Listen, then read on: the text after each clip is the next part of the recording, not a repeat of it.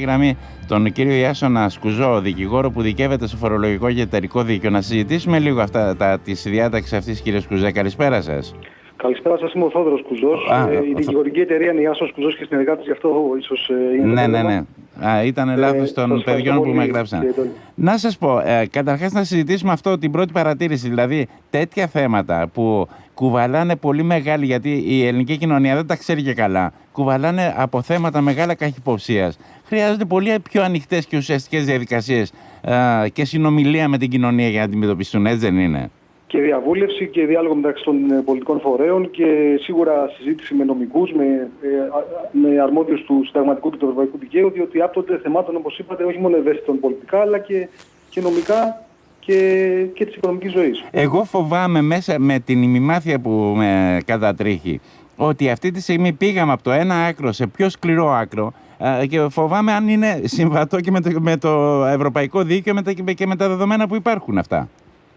Κοιτάξτε, όπως το λέτε, με το νέο καθεστώς, το οποίο όπως καταλαβαίνετε δεν έχω προλάβει να το αναλύσω σε βάθος, η πρώτη όψεως θα είναι ότι απαγορεύεται σε οποιοδήποτε σοβαρό επιχειρηματία να ασχοληθεί με την πολιτική. Δηλαδή αυτό το παράδειγμα που είχαμε πρόσφατα σχετικά με τον κύριο Βερνίκο, αν θυμάμαι καλά, θα αφορά πλέον περισσότερους από μεμονωμένους, πολύ ευρύ κύκλο προσώπων, διότι πείτε μου κάποιο μεγάλο επιχειρηματία, ο οποίος δεν έχει κάποιο είδους μετοχική σχέση με μια ευρωπαϊκή εταιρεία. Γιατί αν θα είδατε, η απαγόρευση στην πρώτη παράγραφο της τροπολογίας αφορά οποιαδήποτε αλλοδαπή εταιρεία. Ακριβώς.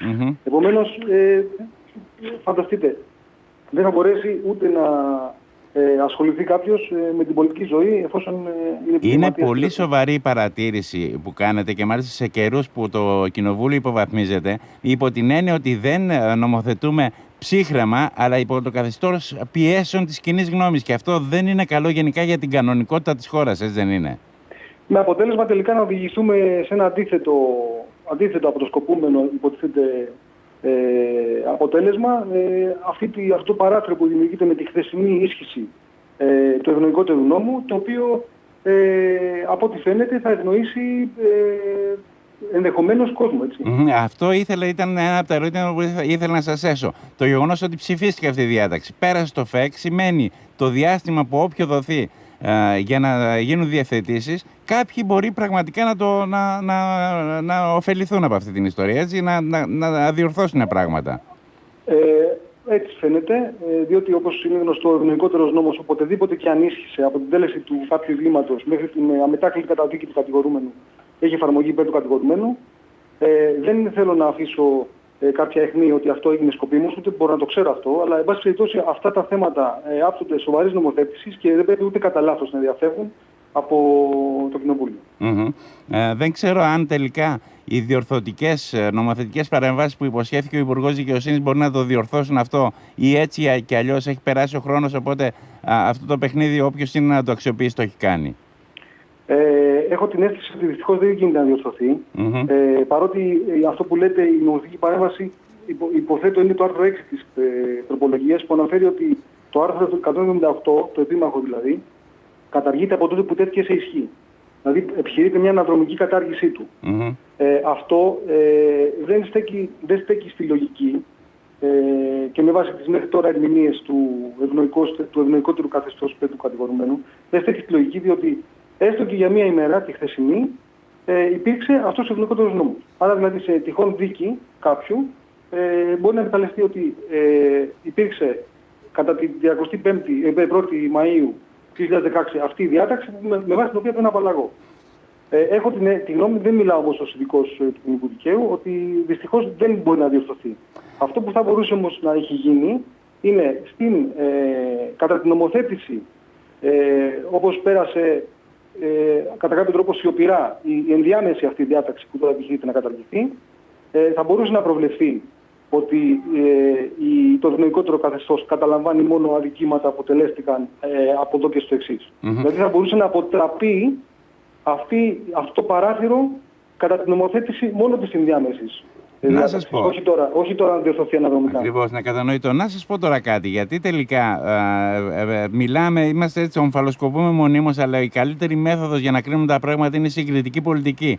Τι δίκαιο στις άλλες χώρες Ευρώπης υπάρχει, δηλαδή ήταν ανάγκη συμβατότητας με το ευρωπαϊκό δίκαιο να προχωρήσει αυτή η διάταξη ή ξαφνικά μας ήρθε?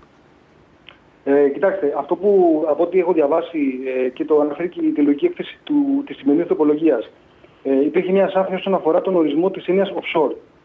Που πράγματι, λέγοντας offshore, δεν είναι ξεκάθαρο τι ακριβώς εννοούμε. Οι offshore εταιρείες είναι οποιαδήποτε εταιρεία ουσιαστικά είναι εκτός της χώρας. Όταν επιχειρήθηκε να περιοριστεί αυτός ο ορισμός και να δοθεί κάποια σημασία σε αυτόν τον όρο, διαχωρίστηκε σε χώρες με προνομιακό φορολογικό καθεστώς ή και σε χώρες με μη συνεργάσιμο καθεστώς. Όταν λέμε μη συνεργάσιμο, εννοούμε για παράδειγμα Παναμάς και κάποια νησιά τα οποία είναι πολύ μικρά κτλ. Τώρα, τα προνομιακά κράτη όμως είναι Κύπρος, είναι Βουλγαρία, είναι Ιρλανδία, είναι πάρα πολλά ευρωπαϊκά κράτη με τα οποία έχουμε διμερείς συμβάσεις. Έχουμε συμβάσεις ευρωπαϊκές σε ισχύ, όπου εκεί δεν μπορούμε να νομοθετούμε ανεξέλεγκτα. Πρέπει πάντοτε να περνάνε υπό το πρίσμα των ευρωπαϊκών διατάξεων που ούτως ή άλλως υπερισχύουν. Έχετε δίκιο και μάλιστα με ποινές. Τώρα, όταν μιλάς απειλής με 2 χρόνια φυλάκιση και χρηματική ποινή από μέχρι 500.000 ευρώ, όποιος έχει σχέση με ή ο ίδιος ή με παρένθετο πρόσωπο με τέτοιες εταιρείες, ενδεχομένως μια τέτοια κατηγορία καταπέσει στα ευρωπαϊκά δικαστήρια, για παράδειγμα, έτσι δεν είναι? Και στα ελληνικά δικαστήρια με βάση το ευρωπαϊκό δίκαιο. Τα ελληνικά δικαστήρια υποχρεούνται να εφαρμόσουν το ευρωπαϊκό δίκαιο εφόσον υπερισχύει του ελληνικού ούτως ή άλλως. Τι να σας πω, δηλαδή, προσπαθώ να διατυπώσω ερώτημα και δεν τα καταφέρνουμε. Ποια έννοια το λέω? Είναι ένα τεράστιο θέμα. Απασχολεί χρόνια τώρα όλη την Ευρώπη.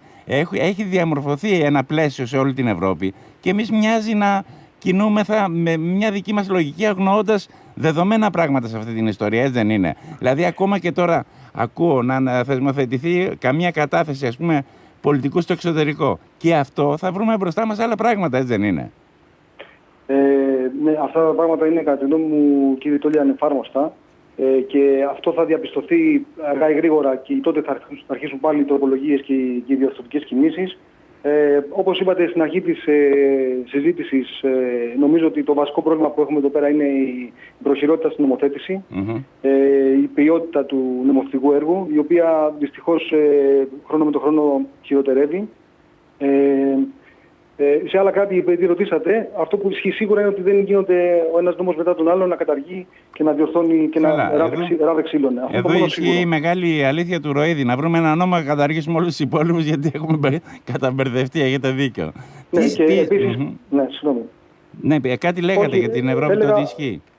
Αυτό που ισχύει είναι ότι το νομοθετικό έργο σίγουρα είναι ανώτερης ποιότητας. Δηλαδή, βλέπεις νόμους οι οποίοι δεν αφήνουν κανένα περιθώριο διαφορετικών ερμηνεών.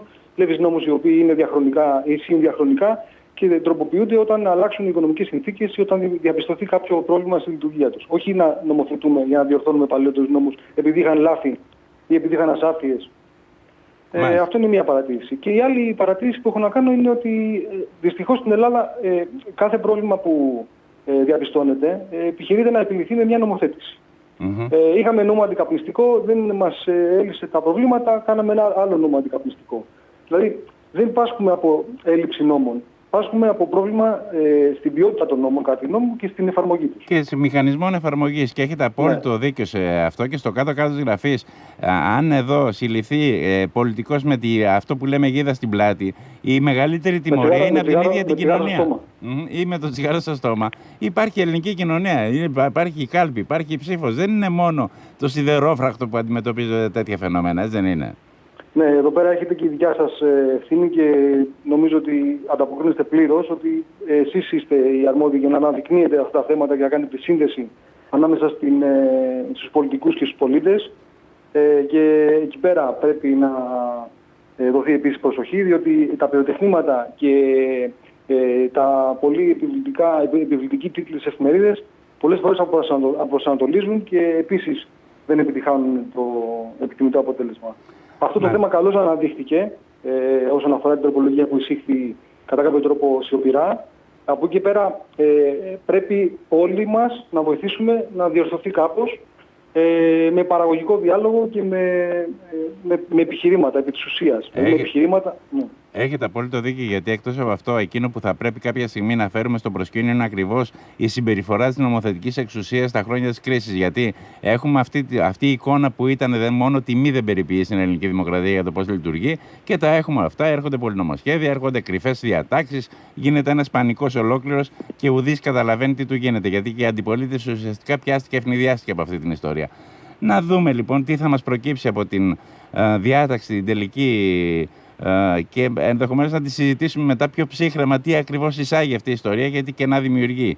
Σας ευχαριστώ ιδιαίτερα για την επικοινωνία που είχαμε. Εγώ καλό απόγευμα, ευχαριστώ. Να είστε καλά. Αυτά, κυρίες και κύριοι. Τώρα να σας πω ότι ήταν να συνδεθούμε βέβαια και με την κυρία Εύη Χρυσοφυλοπούλου, τη βουλευτήνα της Δημοκρατικής Συμπαράταξης, αλλά αυτή την ώρα βρίσκεται σε εξέλιξη η ψηφοφορία, η επίμαχη στην Βουλή, και έτσι εκ των πραγμάτων ματαιώθηκε αυτή η σύνδεση. Να πάμε τώρα.